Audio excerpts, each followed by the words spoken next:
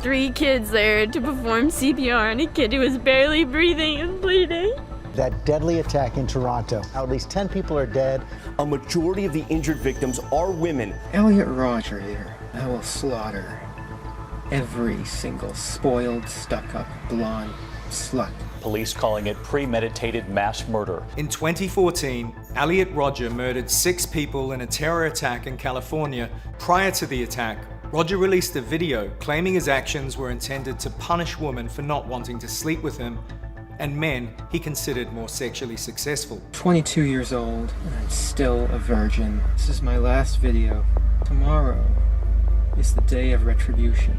The following years saw a series of deadly attacks across the US, Canada, and Europe, all perpetrated by young men angry at their lack of sexual fulfillment, with many explicitly citing Rodger as an inspiration. He zigzagged from the street onto the sidewalk, hunting his targets. Opened fire, wounding 5 and killing 2 women. An eyewitness said a lone shooter kicked down the door of a house in southwest England, then continued down the street firing indiscriminately. What's often been missed, however, is how these sexual anxieties and frustrations feed into right-wing extremist political ideology. Online communities which mix toxic misogyny, conspiracy theory, and fears around sexual inadequacy have become a key recruiting ground for right-wing extremist ideologies. This is why the far right are so weird about sex. Incels are just one branch of a much larger online subculture known as the manosphere, comprised of many different groups, all with one thing in common: the belief that men are the victims of a society set up to favor women. Within the manosphere, there are different factions and different beliefs. With pickup artists, they believe that they can manipulate women into being romantically interested. I usually have 3 renditions. One for the girls that are ripe and ready. Those girls, less is more. Looking at you and say, oh, who are you? You say, I'm the guy you're kissing now. And you go in. There are men going their own way who generally refuse to interact, work with women. I found that you guys are just not extreme enough. You're not going far enough. Men must go our own way.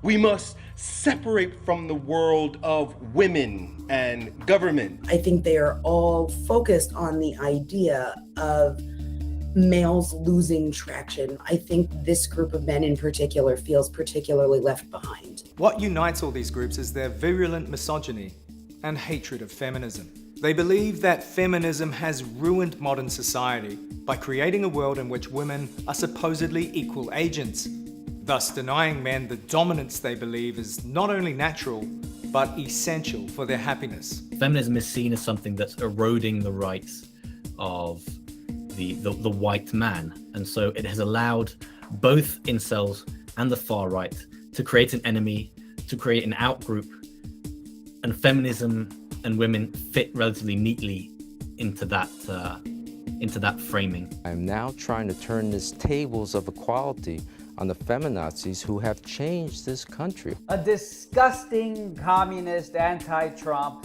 female feminist got a taste of the gender equality that they clamored for at the Women's March.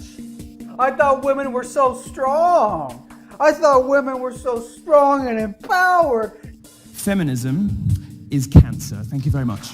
This is where the manosphere starts to bleed into the broader conservative movement and becomes a key recruiting ground for the far right. The internet has created people that may not have otherwise had the opportunity to meet without technology.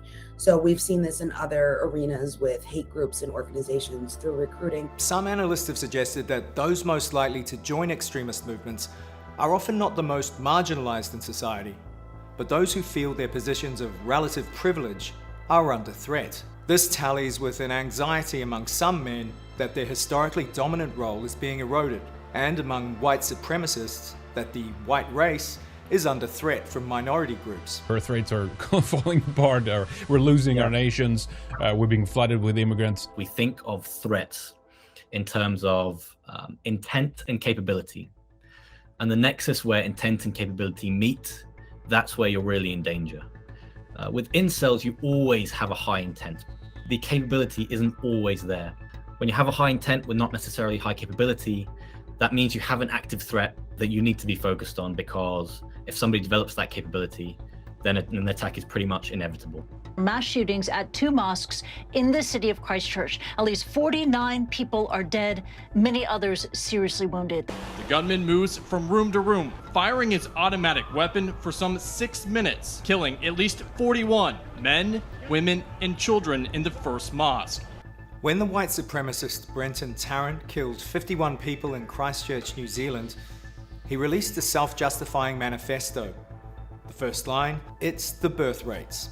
This anxiety over so-called racial fertility runs deep in white supremacist movements, often spilling into unhinged conspiracy theories like the so-called Great Replacement. Thinking about gender roles is absolutely central to thinking about what fascism is and what far-right politics is, because you can't really think race without thinking reproduction. There's an obvious crossover here with many religious conservatives, men's rights activists, and incel communities. It comes down to controlling women's bodies and insecurities about them choosing other sexual partners.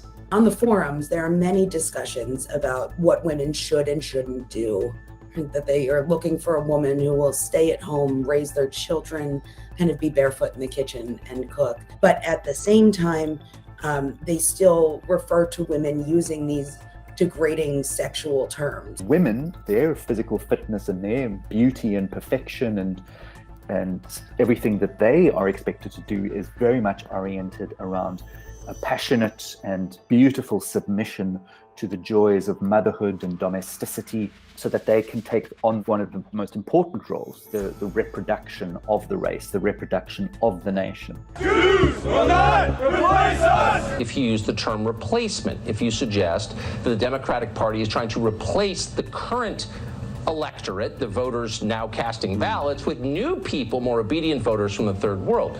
But it's not just women's sexual choices that right-wing movements seek to control, but often those of their own members. The Proud Boys, one of the most prominent radical conservative movements in the US, discourages its members from masturbating in a policy known as #NoWanks. #NoWanks is pitched as a way of overcoming porn addiction, developing discipline, and giving members more time to focus on their families. But policies like these are more than just a bizarre form of self-help. This is about control. Having daily practices that connect you to a broader movement is a very effective strategy. So you're not just saying to people, we're being swamped by immigrants, if the feminists are in charge. It's saying you need to take action daily in your life and you will see the benefits. It's now time for the return of men. The 2010s witnessed the rise of the so-called alt-right, and the pipeline between the manosphere and radical conservative and white supremacist movements went into overdrive. The online space really is characterized by intermingling between these various factions. And as the factions have intermingled, languages have intermingled, culture has intermingled, jokes have intermingled. And this is partly deliberate, because it makes it much more difficult to draw distinct lines between them. And it means that when an attack happens, it's very difficult to nail down the ideology. And if you can't do that, it's very difficult to nail down the enduring threat. It's also probably not a coincidence that when one member of the alt-right accuses another of being not committed enough to the cause, the word they use is cuck, a sexual fetish and porn category where men watch their partners have sex with other men. You are seen as weak, minuscule men. I tell my boy, men like you, those aren't men. You understand? You will be weak, minuscule men the rest of your lives, and I'm not going to let you influence the other boys in this community to be little cucks. This is all a pretty neurotic tangle of sexual insecurity manifesting as political ideology. In Russia, the connection has become explicit, with the emergence of the violent extremist group Male State, who literally call their ideology national patriarchy. They're so violent that they've been officially banned in Russia, though they've still emerged as some of the loudest supporters of Vladimir Putin's war in Ukraine. This crossover of the manosphere, sexual anxiety, and the far right can lead to very serious violence. In 2018, Scott Bailey murdered 2 women and injured 4 more at a yoga studio in Florida. This is brand new video from the scene from just moments ago. 2 of those people died, 21-year-old Maura Binkley and 61-year-old Nancy Van Nessum. I'd like to talk about mongrelization. When I see an interracial couple, I think one of 2 things. Either the guy couldn't do any better, or the girl's In 2021, Lyndon McLeod, a rising star in the manosphere and frequent guest on alt-right podcasts, went on a shooting rampage in Denver, killing 5 people. Going into a business, holding a gun. Seconds later, he calmly walks out. 3 people were shot and 2 women were killed at that location. And the list goes on. 5 people of Plymouth who have lost their lives overnight, including a particularly young child. Again this morning here in the UK, where 6 people have been killed in the worst mass shooting in the country in over a decade. This all leads to the question, when you see right-wing extremists ranting on YouTube, posing with guns or marching with tiki torches, are you simply seeing a bunch of scared, sexually insecure men afraid of real contact? We're, fed a steady diet of particular visions of who we are supposed to be as men, and I think a lot of that kind of that messaging and the sort of problems it creates for society and for young men leads people to start looking for consistent ways of explaining the world. But none of these things are going to be solved by scapegoating women and immigrants, wallowing in misogyny on the internet, or most of all, by acts of brutal, nihilistic violence.